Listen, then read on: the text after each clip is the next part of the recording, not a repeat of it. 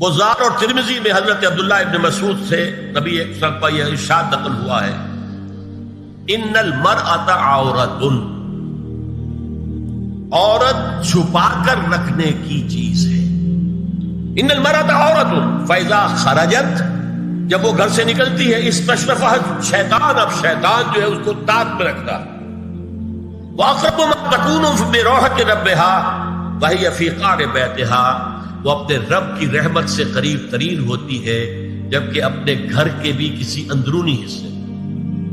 اسی لیے فرمایا مردوں کے لیے مسجد میں نماز افضل 28 گنا، اور عورت کے لیے گھر کی نماز مسجد سے افضل، گھر کے صحن کی مسجد سے افضل، دالان کی صحن سے افضل، کمرے میں اس سے افضل، اور کمرے کی کوئی بغلی کوٹھڑی ہے تو اس میں سب سے افضل۔ یہ احادیث نبی کی صفات۔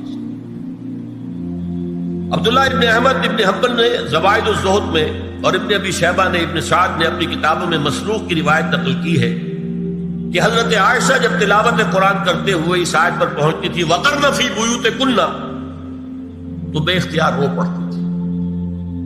قرآن کہتا ہے اپنے گھروں میں رہو۔ حضرت عائشہ نے شہادت عثمان کے بعد باہر نکل کر لشکر کی قیادت، پھر ساری عمر افسوس تھا کہ میں نے غلط کہا۔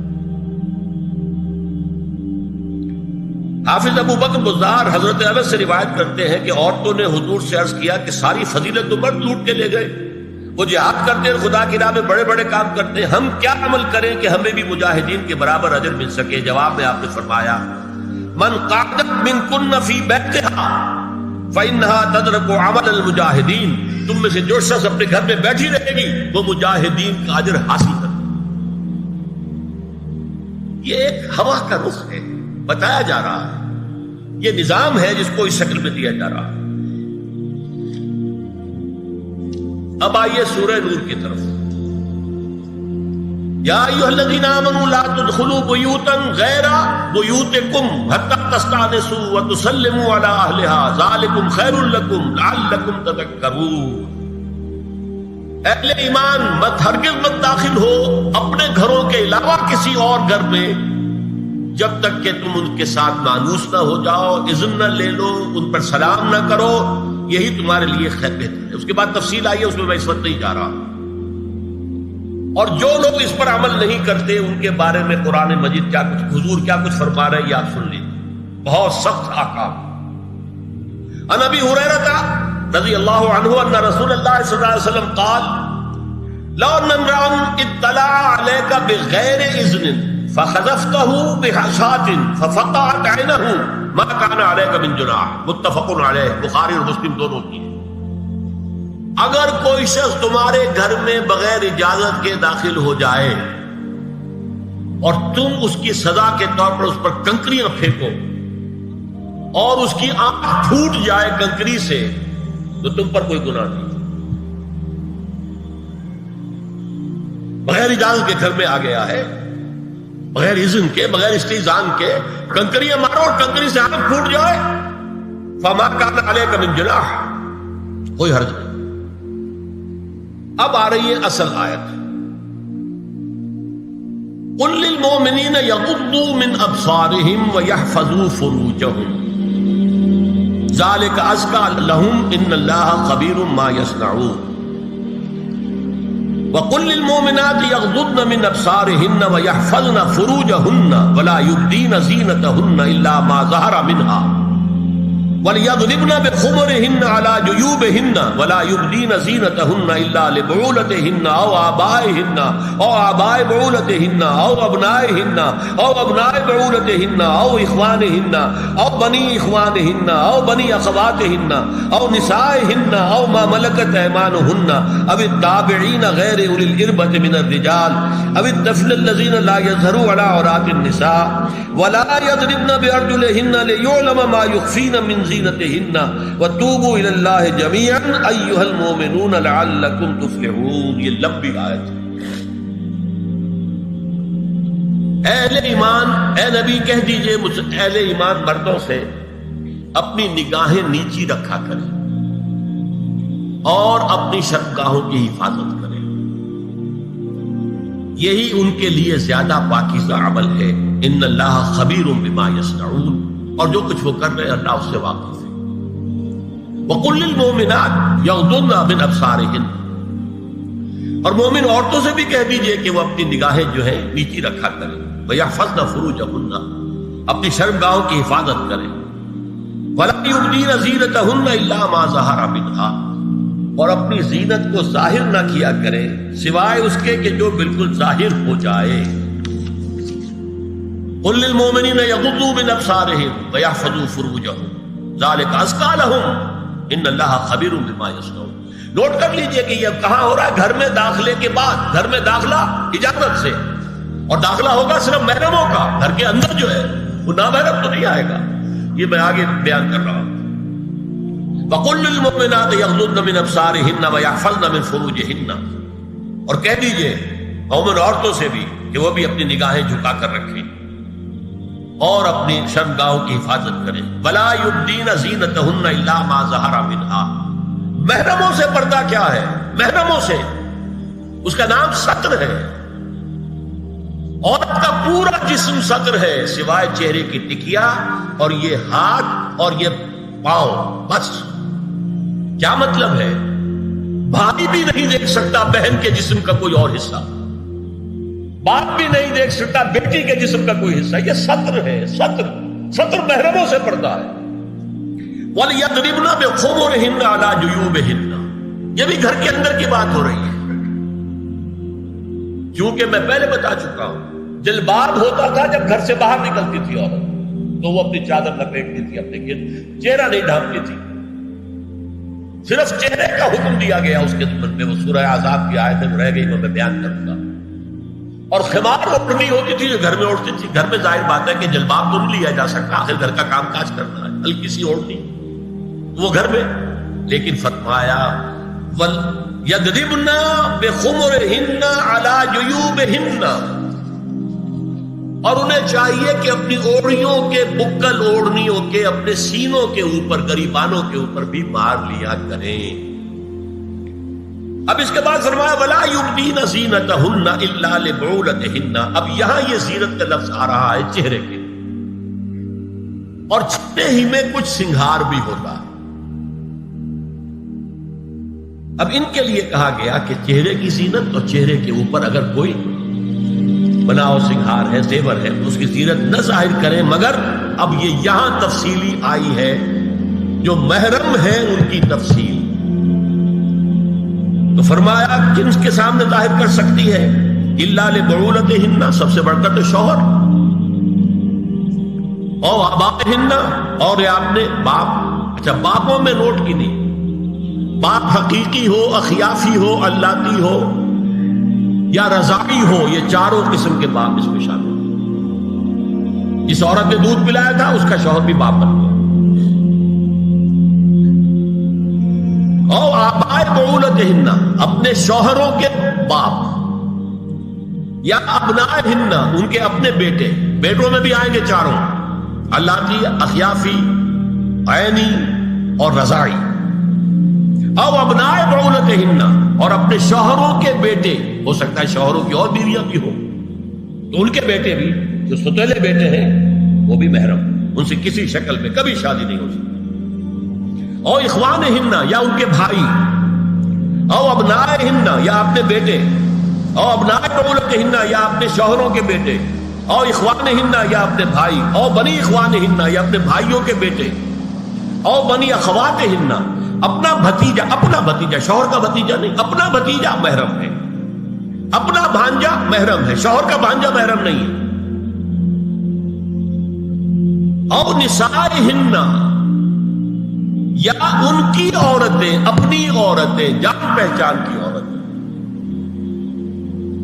او ما ملکت ایمانہن، یا جو ان کے داہنے ہاتھوں کی ملکیت، باندیاں، غلام۔ اس میں عرض کر چکا ہوں کہ اس میں کافی اختلافات ہیں۔ یہ بھی ہے کہ اس سے مراد صرف باندیاں ہیں، غلام مرد نہیں، یہ بھی ہے کہ مرد بھی ہے، اور یہ بھی ہے کہ مرد جب تک کہ وہ باندی ہوگا، لیکن میں اس بحث میں یہاں نہیں جانا چاہتا، یہ پھر فقہ کی بحث ہو جائے گی۔ اب التابعین غیر اولی الاربہ، کچھ ایسے لوگ بھی ہوتے ہیں، کوئی کسی کے گھر میں تو اندھا آدمی رہ رہا ہے یا کوئی اور کسی وجہ سے کوئی مریض ہے، اسے آپ نے بنا دے رکھی ہے، انہیں عورتوں سے کوئی سروکار نہیں ہوتا۔ اب الطفل الذین لم یظہروا علی عورات النساء، یا وہ بچے کہ جن پر ابھی عورتوں کے پوشیدہ حالات واضح ہی نہیں ہے، پتہ ہی نہیں ہے انہیں، ابھی انہیں جنس کا کوئی احساس ہی نہیں۔ یہ ہے فہرست جو دی گئی ہے کہ جن کے سامنے عورت کھلے چہرے کے ساتھ اور اپنی جو اضافی زینت بھی ہو، کوئی زیور وغیرہ یا کوئی بھی سرما وغیرہ ڈالا ہوا ہے یا کوئی سرخی کو لگائی ہے معمولی سی، تو اس کے ساتھ آ سکتی ہے، اور یہ وہ رشتے ہیں کہ جن سے کسی حالت میں بھی نکاح نہیں ہوتا۔ آگے سنیے، وَلَا يَضْرِبْنَ بِأَرْجُلِهِنَّ لِيُعْلَمَ مَا يُخْفِينَ مِنْ زِينَتِهِنَّ، اور چلتے ہوئے اپنے پاؤں زور سے نہ مارے کہ ان کی زینت ظاہر ہو جائے۔ اگر کوئی پازیب پہنی ہوئی ہے، کوئی ججنو وغیرہ ہے، تو اب اگر پاؤں مار کر چلے گی تو خواہ ذہن جائے گا بیٹھے ہوئے کہ کوئی ہاتھ ہو جا رہی ہے۔ یہاں تک اس کے علاوہ یہ بھی ہے، تعطر کے بارے میں فرمایا ہے کہ اگر عطر لگا کر کوئی عورت گھر سے نکلی ہے، اذا استعارت المرأة فمرت على القوم ليجدوا ريحها فهي كذا وكذا قال قولا شديدا۔ اس ابو داؤد کی روایت حضور نے فرمایا جب کوئی عورت عطر لگا کر، خوشبو لگا کر نکلتی ہے کہ لوگ اس کی خوشبو سونگیں یا اس کو پر مطلع ہو جائیں تو ایسی ہے ایسی ہے، بہت سخت الفاظ حضور نے استعمال کیے کہ جس کو راوی نے نقل نہیں کی۔ عورت کے لیے خوشبو، عورت کی آواز کا پردہ ہے۔ اب دیکھیے کس حد تک نماز میں اس وقت عورتیں بھی شریک ہوتی تھی، اگرچہ حضور نے فرمایا مردوں کی صف بہترین سب سے آگے والی ہے اور سب سے بری صف سب سے پیچھے ہے، کیونکہ اس کے پیچھے پھر عورتوں کی صف ہوتی تھی، اور عورتوں کے لیے سب سے اچھی صف سب سے پچھلی والی ہے اور سب سے بری سب سے آگے والی ہے۔ سب سے آگے والوں کے سامنے پھر مرد ہوتے تھے، ان کی پشت ہوتی تھی۔ تو اسی طریقے سے اگر غلطی کی ہے تو مرد جو ہے کہے گا سبحان اللہ، امام سے غلطی ہو گئی ہے، مرد کیا کہے گا؟ سبحان اللہ۔ عورت کیا کرے گی؟ اپنے ایک ہاتھ کے پشت پر اپنا ہاتھ مارے گی، اپنی آواز نہیں نکالنی، آواز کا پردہ، چھونے کا پردہ یہاں تک ہے کہ حضور نے کبھی کسی عورت سے ہاتھ نہیں ملایا، اور آپ جب بیعت بھی لیتے تھے تو بس زبانی الفاظ کہلوائے اور کہا ٹھیک ہے بیعت ہو گئی، یا ایک کپڑا پکڑا، اس کا ایک سرا اپنے ہاتھ میں دوسرا سرا اس خاتون کے ہاتھ میں، یا ایک تشت کے اندر پانی بھرا، اس میں ایک طرف اس نے انگلیاں ڈال لی اور ایک طرف حضور کی۔ لیکن مسافر لا اسافر النساء، ایک دفعہ ہوا بھی کہ بعض خواتین نے جب بیعت کی ہے تو پھر انہوں نے ہاتھ آگے بڑھایا مسافر کے لیے، حضور نے فرمایا انی لا اسافر النساء، میں عورتوں سے مسافر نہیں کرتا۔ یا ایھا النبی قل لازواجک وبناتک ونساء المؤمنین یدنین علیہن من جلابیبہن ذلک ادنی ان یعرفن فلا یؤذین وکان اللہ غفورا رحیما۔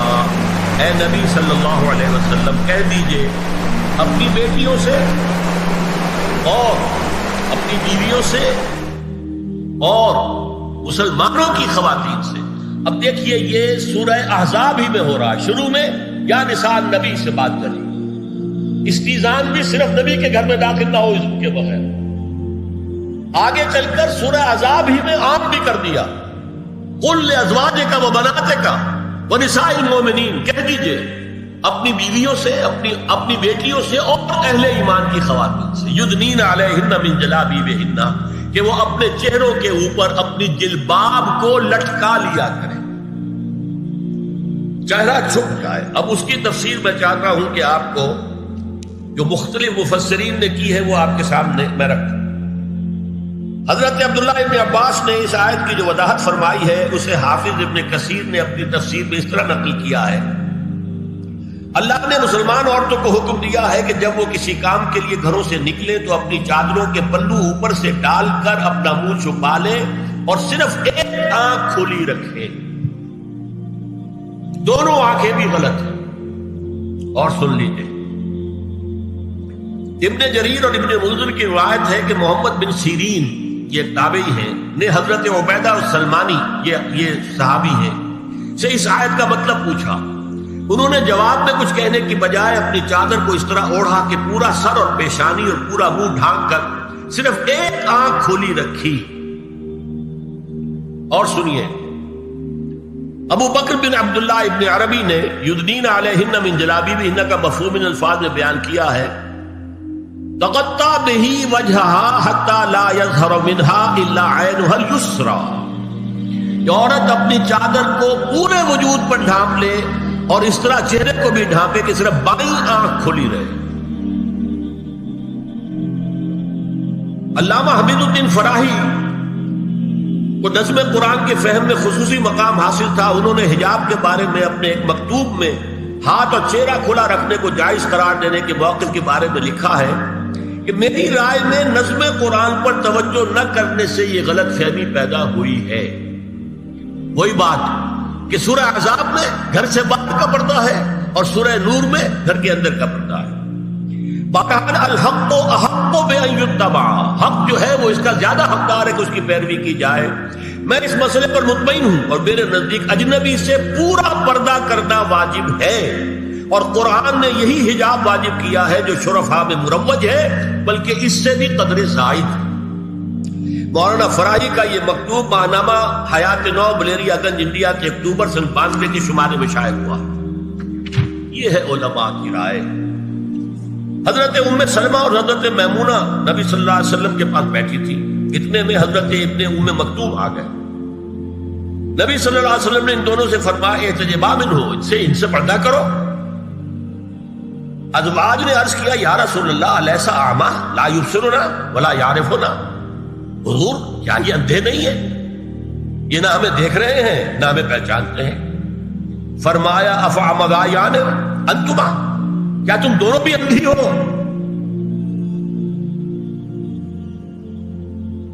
الا تبصران ہی, کیا تم نہیں دیکھ رہی ان کو؟ حضرت ام سلمہ تصریح کرتی ہیں ذالک بعد ان امر بالحجاب. یہ جب حجاب کا حکم آ گیا تھا تب حضور نے پھر یہ حکم دیا. اس کی وجہ کیا تھی؟ حضرت عبداللہ ابن مکتوم کا گھر میں آنا جانا تھا. تو اگرچہ اندھے ہیں لیکن یہ کہ یہ بار بار کا آنا جانا اس سے فتنے کا ایک دروازہ کھل سکتا. اس دروازے کو بند کر دیا گیا. حضرت عائشہ کے پاس ایک نابینا آیا تو انہوں نے اس سے پردہ کیا. کہا گیا کہ آپ اس سے پردہ کیوں کرتی ہیں, یہ تو آپ کو نہیں دیکھ سکتا. جواب میں حضرت ام المومنین نے فرمایا لاکنی انظر الیہ, میں تو اسے دیکھ رہی ہوں نا. اور مرد کو دیکھے. البتہ یہ کہ عام حالات میں آپ بازار میں چل رہے ہیں, عورت جا رہی ہے, کوئی شوق باہر نکلنا پڑا ہے, تو اس حالت میں اگر وہ مرد کو دیکھتی ہے تو اس میں در حقیقت وہ فتنہ نہیں ہے کہ جو گھر میں آنے جانے والے لوگ. اب ایک آخری مسئلہ ہے. 2 حدیثیں ایسی ہیں جو میری گفتگو کے خلاف جاتی ہیں اور میں دیانت کا تقاضا سمجھتا ہوں کہ وہ بھی آپ کے سامنے بیان کروں. حضور کے بارے میں یہ معلوم ہے کہ 2 خواتین جو ویسے نامحرم تھیں وہ ان کے سامنے آتی رہی اور آپ ان سے ملتے رہے. ایک آپ کی سالی حضرت اسماء, حضرت عائشہ کی بہن رضی اللہ تعالی عنہ, اور ایک آپ کی چچا زاد بہن حضرت علی کی بڑی ہمشیرہ حضرت ام ہانی. یہ میں حدیث آپ کو سنا رہا ہوں. بکثرت احادیث سے ثابت ہے کہ حضرت اسماء بنت ابی بکر آپ کے سامنے ہوتی تھی اور آخر وقت تک آپ کے اور ان کے درمیان چہرے اور ہاتھوں کی حد تک کوئی پردہ نہ تھا. حجۃ الوداع نبی صلی اللہ علیہ وسلم کی وفات سے صرف چند مہینے پہلے کا واقعہ ہے اور اس وقت تک بھی یہی حالت قائم رہی. یہ ابو داؤد کتاب الحج. دوسری روایت حضرت ام ہانی رضی اللہ تعالی عنہا جو ابو طالب کی صاحبزادی اور نبی صلی اللہ علیہ وسلم کی چچا بہن تھی, آخری وقت تک حضور کے سامنے ہوتی رہی اور کم از کم منہ اور چہرے کا پردہ انہوں نے آپ سے کبھی نہیں کیا. فتح مکہ کے موقع کا ایک واقعہ وہ خود بیان کرتی ہیں جس سے اس کا ثبوت ملتا ہے. یہ ابو داؤد کی روایت ہے. یہ روایتیں ہیں, میں انہیں تسلیم کرتا ہوں. اور میں نے اب جو کچھ بیان کیا ہے اس سے یہ ایک بالکل برعکس بات سامنے لا رہی ہے۔ اب یہ ہے کہ یا تو ہم ان دو حدیثوں کو اصل مان کر باقی ساری حدیثیں جو ہیں ان کو ختم، میں تو آپ کو سنا نہیں سکا، میرے پاس تو بہت زیادہ حدیثوں کا مواد تھا۔ چہرے کے پردے کے لیے حدیثیں، استیزان کے لیے کتنی حدیثیں ہیں، چہرے کے پردے کے بارے میں بہت زیادہ حدیثیں ہیں۔ حضرت ام خلاد ایک خاتون تھی، ان کا بیٹا ایک غزوے میں شہید ہو گیا، وہ اس کے بارے میں کچھ پوچھنے کے لیے حضور کے پاس آئی، صحابہ بیٹھے ہوئے تھے، انہوں نے نقاب ڈالا ہوا تھا، منتقبۃ، نقاب کا لفظ بھی حدیث میں موجود ہے۔ اور یہ لوگ کہتے ہیں نقاب تو جو ہے یہ بعد کی پیداوار ہے، یہ لفظ کوئی ہے ہی نہیں۔ حجاب کا لفظ قرآن میں ہے، جلباب کا لفظ قرآن میں ہے، خمار کا ذکر قرآن میں ہے، اور یہ منتقبۃ، نقاب ڈالی۔ لوگوں نے کہا عجیب عورت ہے یہ، اس کا بچہ شہید ہو گیا ہے، مطلب یہ کہ سخت صدمے کی کیفیت اور یہ اس وقت بھی اس نے نقاب ڈالی ہوئی ہے۔ تو انہوں نے جواب دیا ان ارزو ابنی لا ارزو حیائی، میں نے بیٹا کھویا ہے، اپنی حق نہیں کھوئی ہے۔